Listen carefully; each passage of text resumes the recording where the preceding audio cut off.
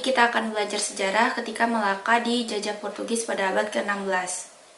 Saat itu serangkaian perlawanan dilakukan oleh kerajaan di Nusantara untuk mengusir Portugis dari Melaka.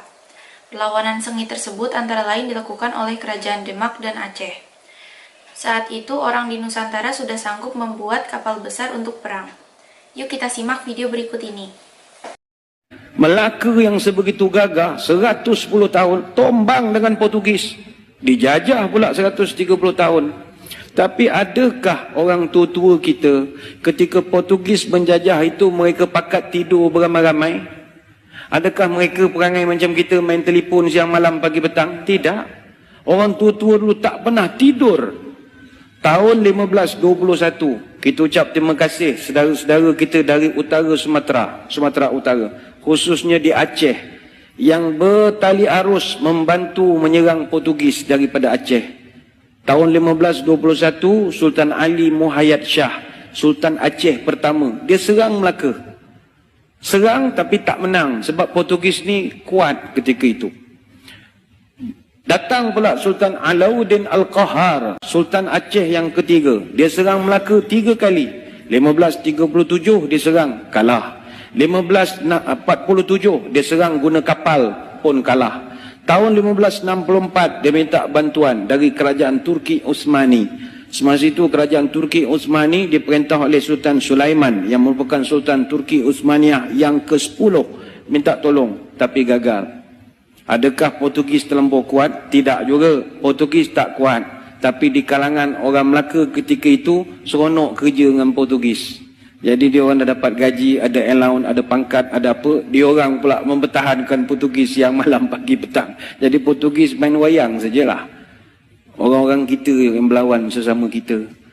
Kemudian Sultan Ali Riayat Shah, Sultan Aceh yang ke-9, serang Melaka 3 tahun berturut-turut. 1573, 1575, 1577. Tapi tak menang, pembelot ramai. Sambung balik Dik Sultan Iskandar Muda, Sultan Aceh yang ke-12. Dia serang 2 tahun, 1615 dengan 1638. Hasil daripada serangan demi serangan bertali arus, akhirnya Portugis lemah.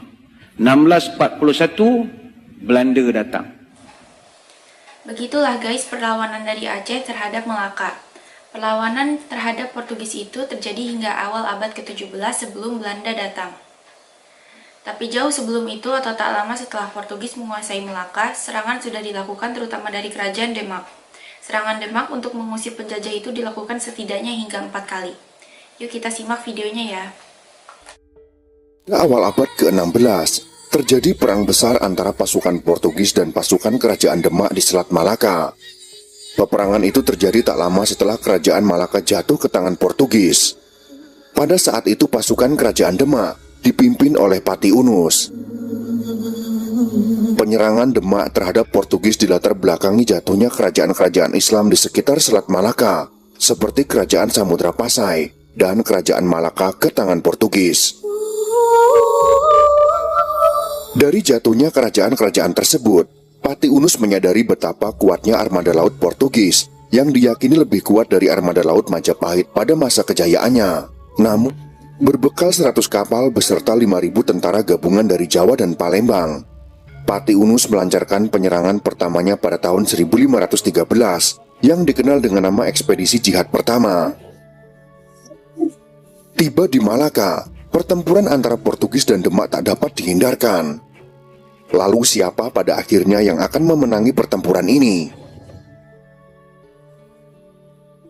Dalam penyerangan ke Malaka, pasukan yang dipimpin Pati Unus terdiri dari 100 kapal dan 12.000 personel. 30 kapal diantaranya merupakan jenis jung besar seberat 350 sampai 600 ton. Kapal-kapal itu membawa banyak pasukan artileri yang dibentuk di Pulau Jawa. Kapten Portugis yang memimpin perang melawan Demak, yaitu Fernão Pires de Andrade, menuliskan surat kepada rekannya, yaitu Alfonso de Albuquerque, dalam menggambarkan besarnya jung milik pasukan Demak. Kapal itu benar-benar sangat mengerikan, bahkan tidak ada orang yang pernah melihat sejenisnya. Butuh waktu 3 tahun untuk membangunnya. Tembakan meriam yang saya miliki di kapal saya berhasil masuk tapi tidak bisa tembus. Di dalam kapal itu ia membawa 1.000 orang tentara. Yang mulia dapat mempercayaiku bahwa itu adalah hal yang sangat luar biasa untuk dilihat, kata Fernau kepada Albuquerque.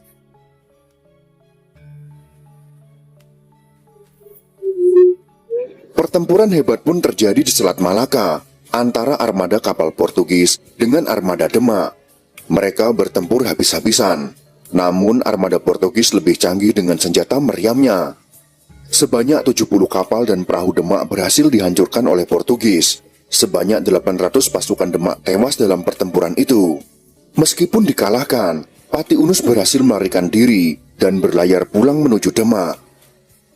Dia kemudian mendamparkan kapal perangnya sebagai monumen perjuangan melawan orang-orang yang disebutnya paling berani sedunia. Perlawanan Pati Unus terhadap Portugis tak cukup sampai di situ. Kegagalan atas ekspedisi jihad pertama rupanya dipelajari betul oleh Pati Unus. Dia kemudian mempersiapkan diri untuk perang selanjutnya dengan membangun sebanyak 375 armada kapal perang baru di Goa, Sulawesi. Hingga akhirnya pada tahun 1521, Pati Unus yang saat itu sudah menjabat sebagai raja memutuskan ikut ekspedisi ke Malaka dengan membawa 375 armada kapal baru itu. Sebelum diberangkatkan, armada itu terlebih dahulu mendapat pemberkatan dari para wali tanah Jawa yang dipimpin oleh Sunan Gunung Jati. Namun ternyata kedatangan armada kapal perang yang besar ini telah diantisipasi oleh Portugis. Kapal yang ditumpangi Pati Unus terkena meriam saat akan merapat di pantai. Kapal pun hancur lebur dan Pati Unus gugur akibat tembakan meriam itu. Setelah gagalnya ekspedisi jihad pertama dan kedua, penyerangan terhadap Portugis kembali dilakukan pada tahun 1550, di mana Sultan Johor meminta Ratu Kalinyamat dari Jepara mengirimkan 40 kapal dan 4.000 prajurit perang untuk menyerang Malaka. Mereka kemudian bergabung dengan pasukan Malaka dan Aceh untuk menyerang Portugis bersama-sama. Kekuatan gabungan itu berhasil memukul mundur Portugis dan mengambil alih sebagian besar kota Malaka. Namun Portugis berhasil menyerang balik dan berhasil menewaskan 2.000 pasukan dari Jawa. Ekspedisi dilanjutkan lagi oleh Ratu Kalinyamat pada tahun 1574 dengan kekuatan 300 kapal dan 15.000 personel. Setelah pertempuran sengit selama 3 bulan, sebanyak 2/3 pasukan Jepara gugur. Karena serangan ini, posisi Portugis di Maluku semakin terjepit karena bala bantuan datang terlambat. Hal ini membuat Sultan Babulah berhasil mengusir Portugis dari Kesultanan Ternate pada tahun 1575. Benteng-benteng Portugis di Ternate yaitu Tuloco, Santa Lucia, dan Santo Pedro jatuh dalam waktu yang singkat, menyisakan São João Baptista sebagai pertahanan terakhir. Begitulah guys perlawanan Demak dan Aceh untuk membantu Malaka. Kerajaan-kerajaan Islam di Nusantara terus melakukan perlawanan terhadap Portugis di mana-mana. Perlawanan seperti itu juga dilakukan ketika Belanda datang. Terima kasih sudah menonton sajian kami, sampai jumpa lagi.